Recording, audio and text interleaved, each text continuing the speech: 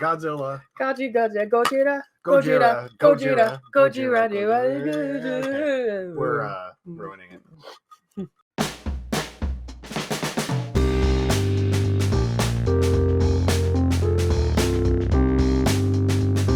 I'm former movie trivia schmodown singles champion Marisol McKee, aka Lady Justice. And I'm former movie trivia schmodown singles champion Adam the Coyote Collins.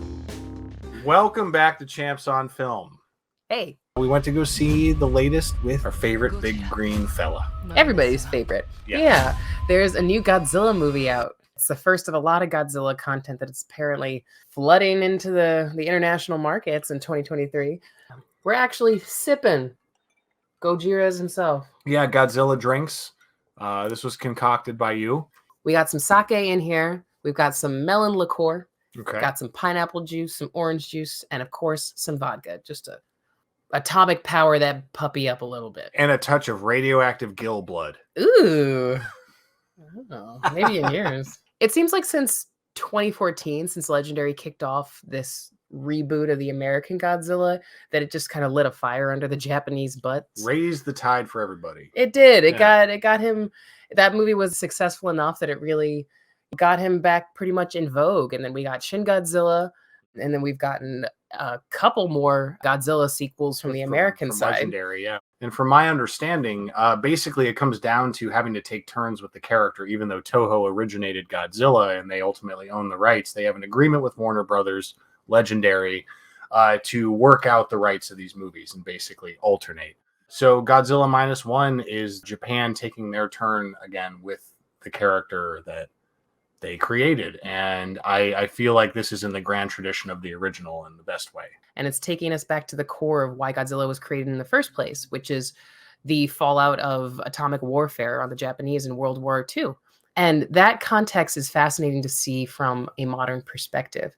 I went through this crash course and I saw the original Godzilla, then Shin Godzilla, and now Godzilla -1 all within the course of a week. It's a lot. It was a lot. And I got to see what these movies all have in common and all do very differently. And I will say that this is my favorite angle for Godzilla. I really love when the spotlight is on just him. Godzilla. And this -1 really, really embraced the Legendary design, I think, fully. While also distinguishing itself a little bit, because the Legendary Godzilla's got those broad shoulders. He's a little thicker in the neck. The thing I like about... I love Godzilla's thickness in the neck, the hips. I know.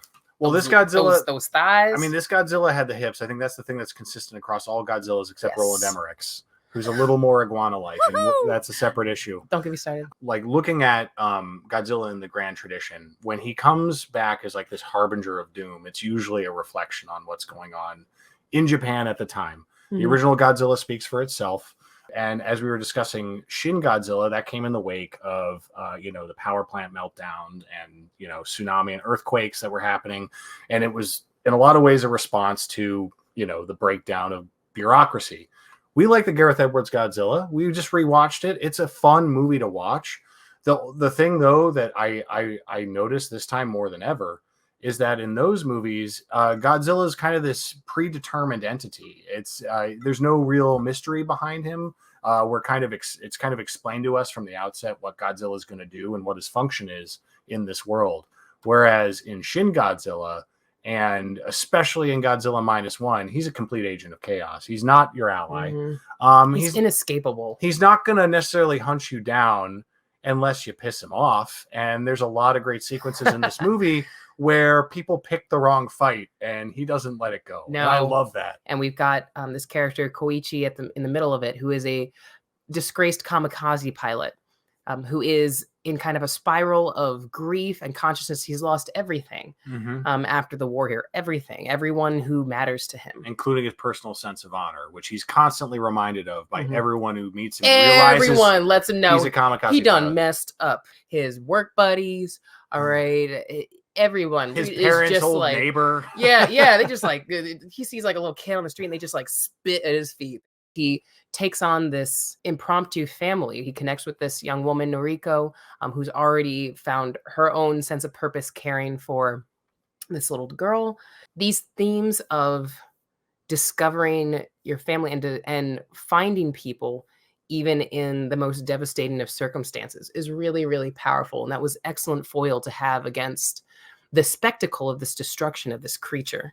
The movie does lean into melodramatic moments at times, but I like that. I was vibing with that. It felt like classic movie storytelling, from that era of the mid to late 40s. There are the parallels between Godzilla and atomic warfare. That's undeniable. That's always going to be inherent to a lot of Godzilla movies. That's the text. Yes. That said, what I like about this is it's more about overcoming an obstacle in the wake of a national defeat. And they're really looking inward, especially Koichi. And he's really he's doing some serious soul searching. Mm-hmm. What I love about him confronting his role as a soldier and this idea of national honor is the film really confronts in an earnest way overcoming that sense of shame and being proud of your own honor and not worrying about how it reflects on a national level. And it's not so much about like defeating the evil. It's more about personal triumph. That's how I felt when I was watching. Yeah, but they do have the elements of he is vengeful though. They have specific scenes where he is. Well, especially at one point in the film, yes. You have on these ends of the spectrum the confusion and the grief and the personal disgrace, but also these very, very selfish reasons that he wants to take on Godzilla, which again ties back in kind of the Moby Dick of it all. And I found that a very human thing to mix into there, but also didn't make me 100% on board with Koichi. I was engaged with him as a flawed character. I think you and I see eye to eye on this quite a bit, actually, because when it comes to Koichi, I don't find him necessarily as an inherently heroic character. The reason I like him is because he's part of this ensemble of broken people.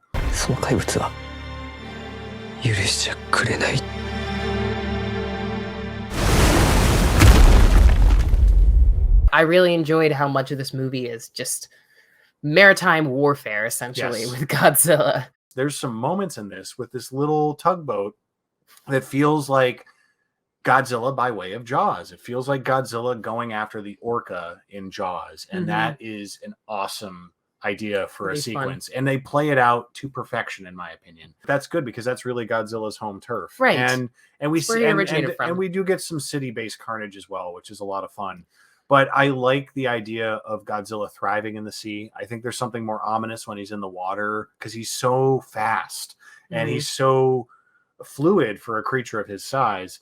But there's just some really cool, like intimate, terrifying action sequences in this that really make Godzilla feel like he's more real than I've felt like he's ever felt in a long time.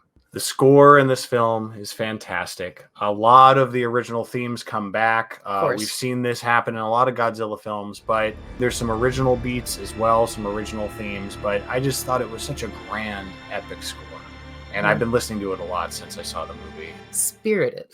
That's what I keep coming back to. Spirited about this movie. This movie throws a lot of things in the mix and maintains its buoyancy. When he shows up, it really counts.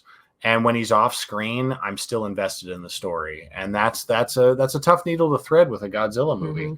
And I don't think every single Godzilla movie needs to be somber and, like an intense concentration on metaphor. We enjoy like a lot of the rock'em sock'em action in these legendary movies, but it's only fair for the country that originated the character to take the reins.